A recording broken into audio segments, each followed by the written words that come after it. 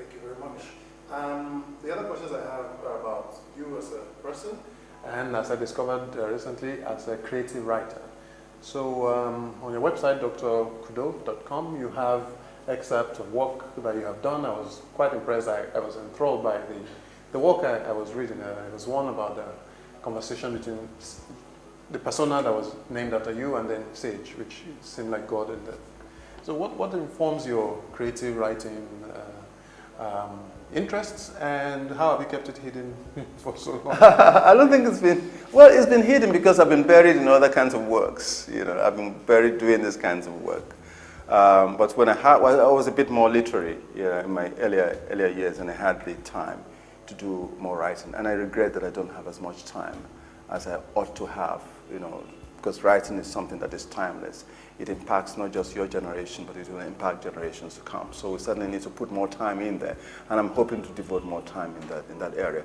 But in terms of my literary history, I think it came a little bit into prominence when we founded The Guardian. I say we found it because I didn't put money, to be sure. But you needed a crop of easily what Nigeria would consider at that time the brightest of journalists. Some of us were not really journalists, we were just graduates and leaving school at the time, but The Guardian took its time to assemble what they considered the brightest, to create that institution which became The Guardian. And there was a specialist section, literary section of it, which was manned by the manager then, was Eddie Euro. So we all worked on the Eddie Euro, we were little people working on the Eddie Euro. So anyone who wants to check the history and the manner in which we have defined the writing of literature and the criticism of literature and the exposure of literature to the rest of the Nigerian populace can check the Guardian of old. It used to be a must read, for everyone on Sunday. So, and because he also wrote poetry, he also wrote short stories, sometimes very crisp short stories, very, like 6-7 lines, and it's a story. Very difficult, but we used to deliver those kinds of things.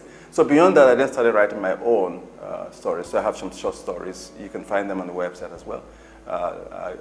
Then poetry, of course, and then inspirational essays, of course, and a few others. I hope to really come back, because I have to come back home. Maybe you can win $100,000. No. Even after I've left Nigeria LNG, I'm not likely to contest.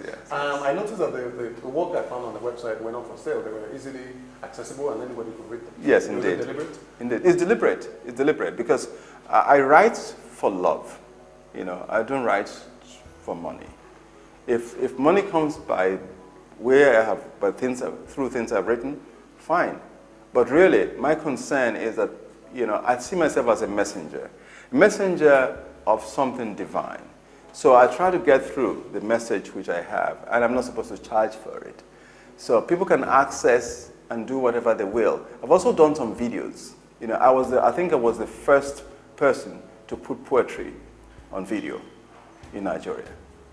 Yeah. So everyone else is probably following me. And you can check that out. If you can check the website and also see how old those videos are and see whether you like some of the music. Thank you very much.